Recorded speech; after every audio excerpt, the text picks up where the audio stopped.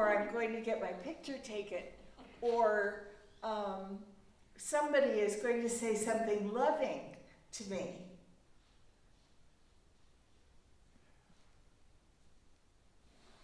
I learned that too. That was not part of my knowing when I was born. When I was born, I came straight from Source,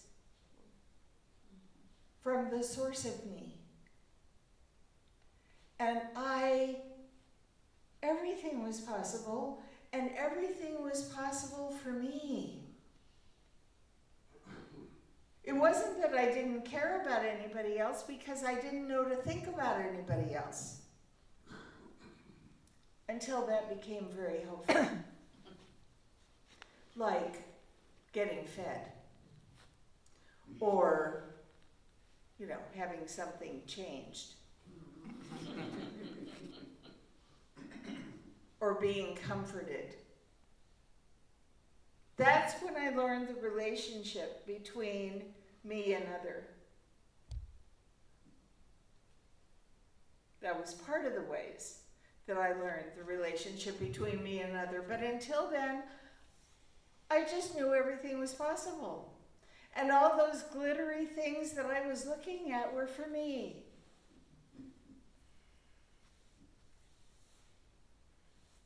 So then, in that very moment of entering life, we knew, not in an intellectual way, not in a conscious way, but we knew we would rise.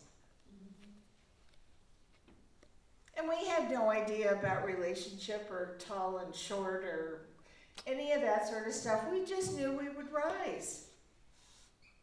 And we knew everything would be provided. Isn't that amazing? Mm-hmm. And then we were taught differently. However that was in each of our families, we were taught differently.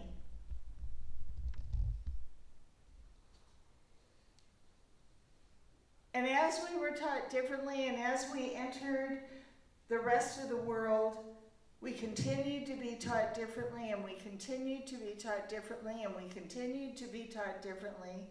And how long did it take us before we asked ourselves, wait a minute. There's at least some of this that doesn't feel true. How long was it before we asked ourselves,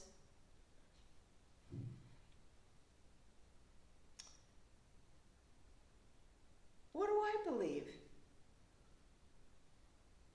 What do I believe about my life? What do I believe about my potential? What do I believe? Do I really just believe what everybody's told me? Now, I started getting into trouble, as many of you know, when I was in Catholic school and I would ask too many questions. Because I said so wasn't a good enough answer. But that still didn't help me really get the substance of why I'm here. It didn't help me understand that I am here, as all of us are here, as an expression, not just a representation. Not just a representation, an expression of the life from which we've come. Bless you on the truth. I love when that happens. So there I was, moseying along, doing the things that I thought I should be doing, and every once in a while, I think somewhere somebody should write a book about the divine idea of every once in a while. That just crossed my mind. Because every once in a while, something or someone would come into my life and give me the opportunity. They'd be standing right in front of me, and they would give me the opportunity to see things differently. And then off I'd go. Or off I'd go. But either way, I wasn't ready. So I don't shame myself for that. I don't should on myself for that. What I say to myself with kindness and gentleness and compassion is, I had an opportunity and I didn't know it. I didn't know it. And even when I started studying the science of mind, which is the philosophy that we practice, it really caught me by surprise. Because I was reading all these things and I jumped right into class. I have no idea why. Well, I didn't have any idea then, but I know why now. I jumped right into class and everything that was being said made total sense to me. But it was 180 out from anything I'd ever heard before. So I just sort of hung around.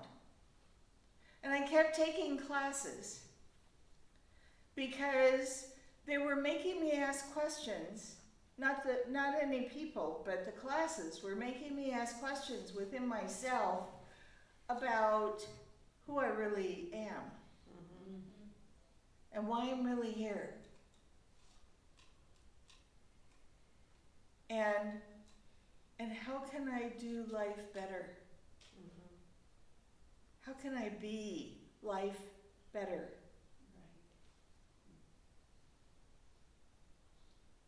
I still don't have all the answers. I'm sorry. You'll never hear me say I have all the answers. You will never hear me say, you should believe this because I said so. For sure. You will never hear me say, you should believe this because I said so. Because we all have our own wisdom. Yes. We all have our own inner knowing.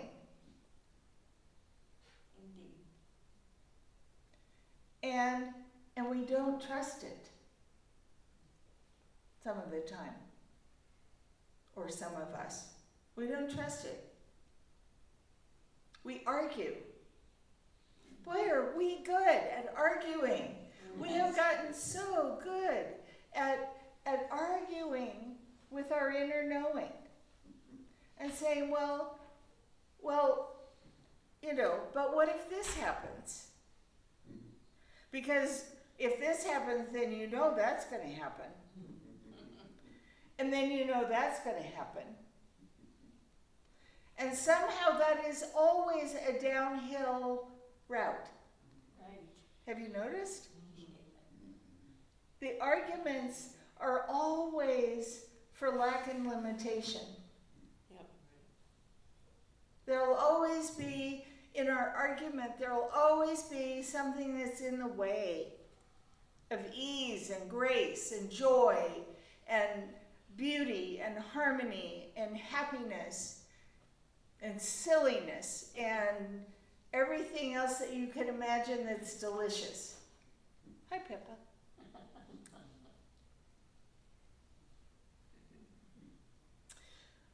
So, a little homework.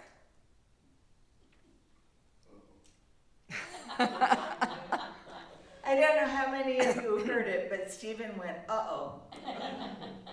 But this is going to be easy. I'm giving you a mantra.